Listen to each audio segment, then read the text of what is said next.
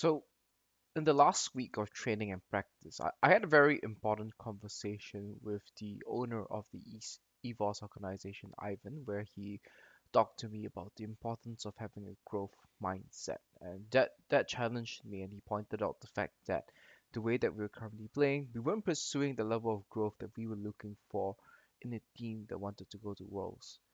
So one of the key things that was mentioned in that conversation was that everybody believes that they want to win, and everyone says that they want to win, but their actions will tell a different story. And this is something that I've consistently said throughout my experience in coaching, not just about players, but I think it's time to take a good look at myself. And I think this is a journey in an exploration of my methods and the way that I've been doing things in EVOS is to figure out if I really have been pursuing the mindset of growth effectively and what I can do better.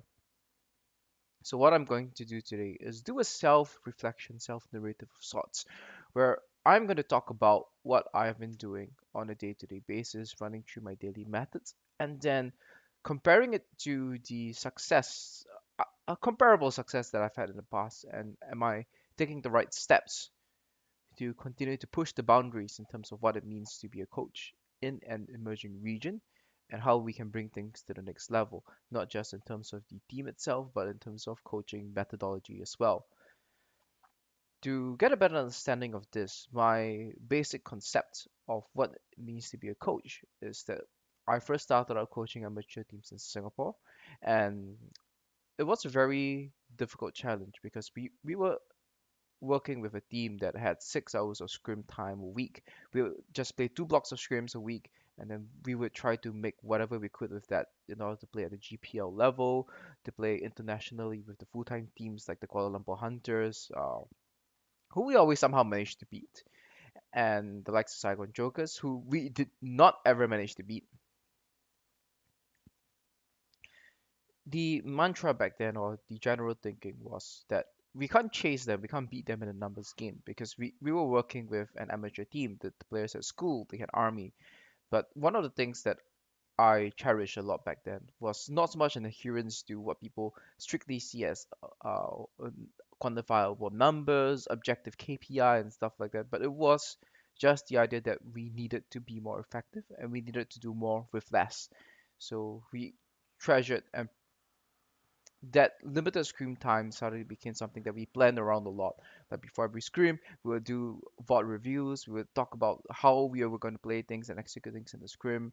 The exact I would even remember finding websites of how to watch games together with players so that I could sit down, watch a game together with them, and then we could go through things. The ULCS was always a very convenient timing at 11 p.m. We would watch the first two games from 11 to about 1 a.m. or 2 a.m. For the first two to three games, and then we would talk about what's happening over there, what were the win conditions, how would the team play to those win conditions, and that was a very large part of what the training was like when I was in Singapore. It's a lot about how can we make more out of the less that we've had. And this immediately makes me think that um, something that's a little bit missing over here.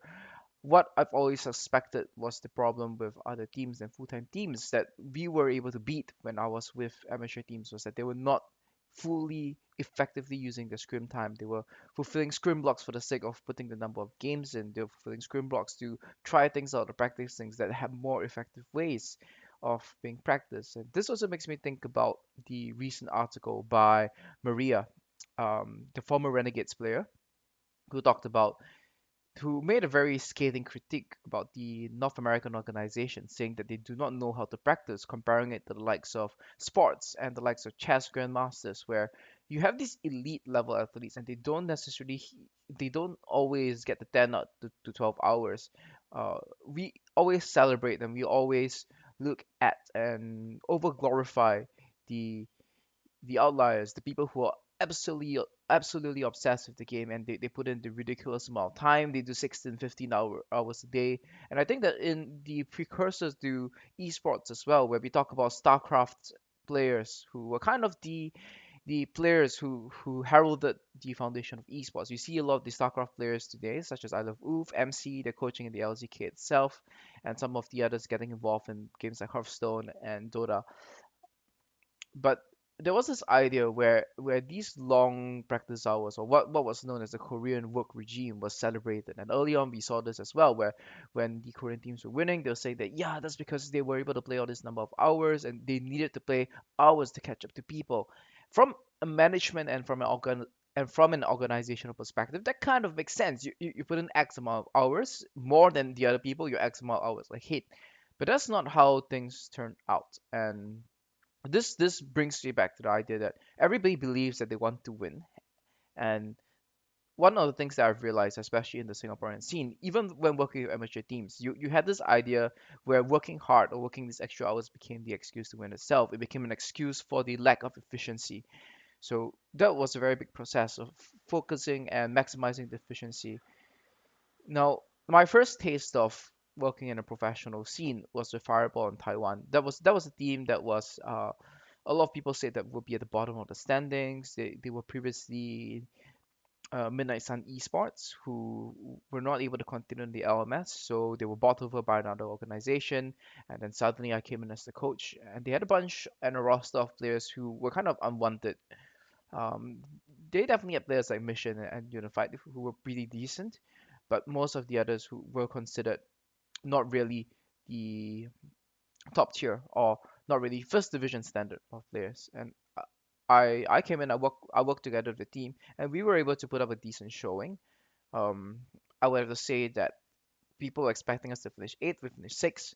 It's not the best results out there, but we exceeded expectations, I guess. Not that there was a lot to begin with, but the important thing was that there was a lot of growth and progress on the team. If you watch the games, the team was deliberate, they were decisive, and they were hitting the right notes. Where if the team managed to continue onto the summer split, I believe that we had a working formula.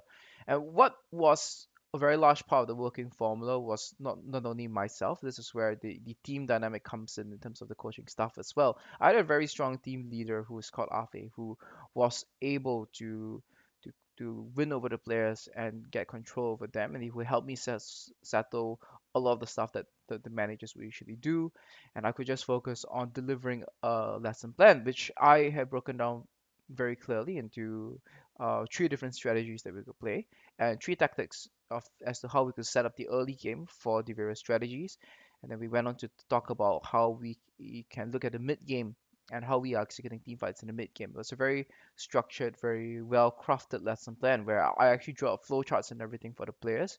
I would draw like timing guidelines for them to hit. And back then it was also I was doing a lot of reading into sports literature as to what is it that traditional coaching, what were the powers of coaching? Coercion, reward, authority, legitimacy, and I do remember there was a fifth one, reference, where the players would be able to refer to you. So this is where you must have a strong knowledge of the game, and this is the thing that I learned the most in Taiwan as well, where I had to figure out how do I coach the bottom lane. Because I had a spot who was very weak back then, and in spring of 2017, season 7 spring, it was a very bot lane centric meta. You had to know how to play the poke versus poke matchups, or you would absolutely get crushed in lane. And in the end, we had one of the strongest spot lanes at the end. After I figured out that okay, we need to draw a matrix for the champion matchups, and that matrix is something that I hold in very high regard today. If players say that okay, I have problems expanding my champion pool, I need to figure out how to play certain matchups with certain champions. Is actually a very powerful tool to have, and it's also very useful to look at when you're preparing for band pick. Um, so reference, yes, coach powers of coaching. So reference, authority and legitimacy. So these two things are things that naturally come with the seat of power. If the stage has been set for you, so this is a more recent term, setting the stage is where the organization puts you in a situation where the players are, um, I don't want to use the term submissive, but they are subjects of your ability to be a coach, where they see you as a legitimate coach, and they recognize that you have the authority to make certain decisions. That is where you can be effective in these areas, and that is something that I had in part is that the players also felt that they needed to improve, and they were looking to somebody to help them with that. And I came in as a coach. I was able to instill discipline. Getting them to do the yoga classes was one of the things that I look back and looking at my struggles on the other teams to get the players. That was something that I did right on this team, or that was something that happened correctly on this team that did not happen subsequently with the other teams that I worked with.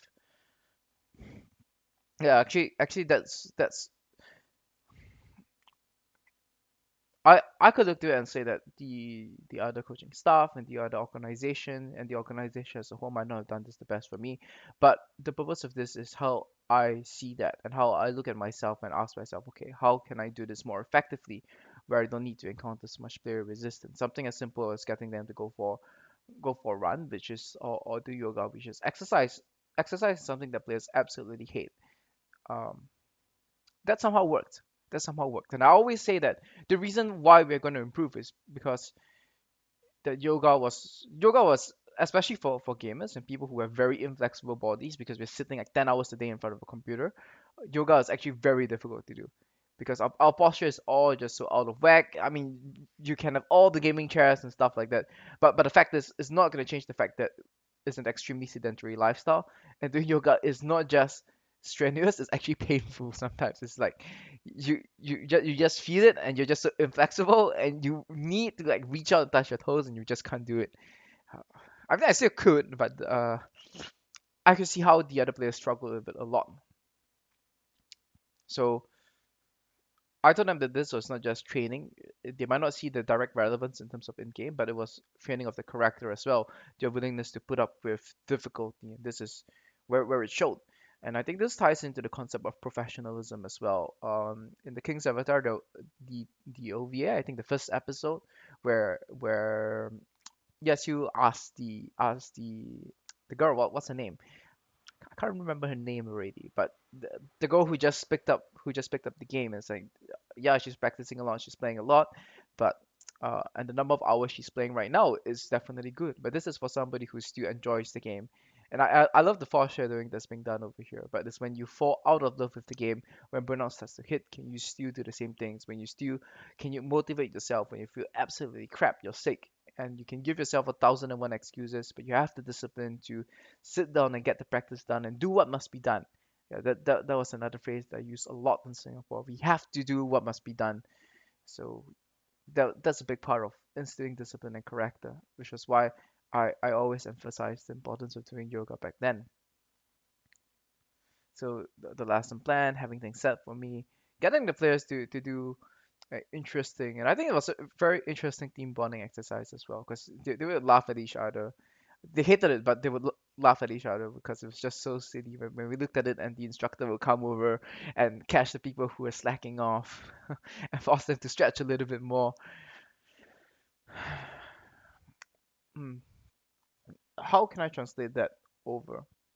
I think that if the stage isn't set, the relationship has to be built, and having the stage set is a very good way to be a precursor for having a relationship that was set up because in the other teams in that I worked with after the fireball team changed, the team leader wasn't there anymore. The relationship, the dynamic had been changed because the stage was different.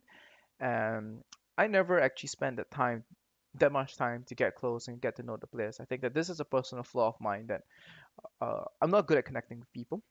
At least that is what I tell myself. Somehow I feel that I can listen to people. I can try to understand what they're saying, but I don't think people see me as a fun person to be with, and that might be something I might want to change. That I'm too serious. I take things too literally. Percy the prefect was what a guy in primary school called me, and it's something that I think about quite often when I look back at this narrative of being too serious. Percy the prefect, the character from Hogwarts, the Weasley brother who got estranged from his family because they were all like these rebels, and he's a stickler for the rules. Gotta be a prefect. Oh, you can't do that. Uh, that's pretty much me. That's pretty much me. How much of that do I want to change? How much of that do I want to change? I think it's something that has helped me to get this far as well because by placing such a large emphasis on rules and systems and building things that way, I think I've been able to do things up rather successfully. That things needed to be documented, that things needed to be planned out in advance rather than be done very spontaneously.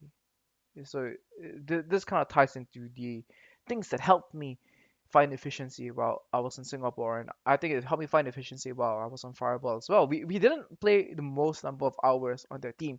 We didn't have like we didn't have like a minimum number of hours to hit. We just set it out. This is what we needed to achieve. We did the player journal, and uh, on the player journal, the players had to write every day something that they learned. And this is something that I felt that I have not been able to execute as effectively as well, to get the players to do a player journal, to write down every day some one thing that they have learned. And on Fireball, we would force ourselves to learn something new every day. So it didn't matter that we didn't finish like 10 games or 8 games. It didn't matter that like one scrim got cancelled on us. If we only played one scrim in a day and then we just played some solo queue and then we called it a day. It wasn't the most rigorous, it wasn't the most intensive, but we made sure that we learned something every day. And I think that that should be the goal in terms of like pursuing the growth mindset. It's not just about hitting 10 hours, it's not about hitting 15 hours. It's about how do I ensure that we learn something every day, and I can write something in my journal and say that this is what I've learned today. So one of the things that I read about in books in terms of like I can't remember what was it. It's about uh evoking change and stuff. Was it dominoes or was it moments? I think it was moments where they talked about how they flip pits to peaks, and it's about normalizing failure with people, and it's about asking the question on a daily basis. It's about the story of this dad who asks his family on a daily basis, what have you failed at today? Because in society, we as a whole, we have become primed to see failure as this horrible, terrifying thing. But it's so vital, so important to our learning that we actually have to acknowledge, and we actually have to be okay with failing. And we have to acknowledge where we have failed and be able to reflect on that and then figure out where we can do better. So this is the story about a dad who asks his daughter on a daily basis of what have you failed at today, so as to try to get rid of the fear, so that she's able to deal with the pits of failure more effectively and transform them into peaks and transform them into learning points for herself. Transforms it into hope, into something to live for, as a meaning in her life. And I think that that is something that we might want to focus on over here. So in this context, while I'm on EVOS, I think that this is at the start of the split. I bought everybody a notebook. I wanted them to make use of that as a journal, but that hasn't been very effective. I think one of them ended up giving the notebook over to Violet, who used it as an additional writing material for him to record pick bands and stuff, and the other is being used to write down like English lessons and stuff like that we do once in a while. But I think it's really important that we make sure that we learn something every day. And I think that this is about the growth mindset. And to pursue that, I think the biggest thing, my reflection on this is that that is something that I need to bring back. How can we make sure that we learn something every day? Now, I would like to leave it at here, but yeah, I'm just gonna not leave this on for too long. I think probably another time I'll look at like the daily schedule, the pre-match schedule, and then bigger in depth to it. But I hope that you have enjoyed this journey with me of the self narrative. It's kind of been all over the place, but I've got a very big key insight, and I think that two big two big key insights as well. Building the importance of building the relationship, and I think now my question to just kind of wrap this up to myself is how am I going to effect these changes? So to build the relationship, to establish the coaching powers of authority and I think legitimacy is what I need to do right now. And I think that weekly, I am going to commit to weekly one-on-ones with the players. I'm going to set aside 20 minutes a player every day, every week, every Monday or Tuesday, whichever is the first weekday of the week, and spend it talking to them to make sure that they get to know me better and I get to know them better. And I think I can tie in that second key insight as well, and to ask them, what do you think that they've done well today, and what do you think that they have learned today, and to make sure that they have learned that. So it's a little bit more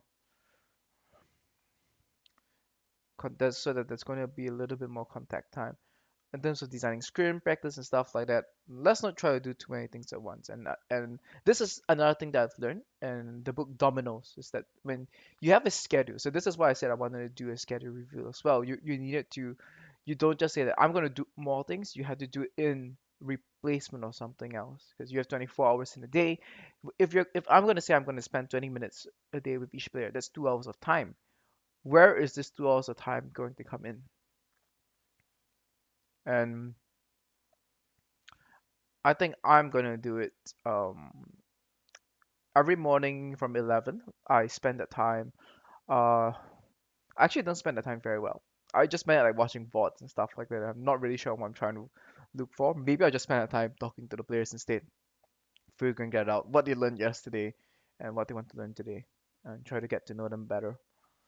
Okay, that wraps it up, and that's also a useful exercise. And for those of you who want to improve in terms of coaching, I think that this is something interesting to do as well. Just talk to yourself, run through a narrative, do some self-reflection. And the most important thing is commit to some actions after that. Okay,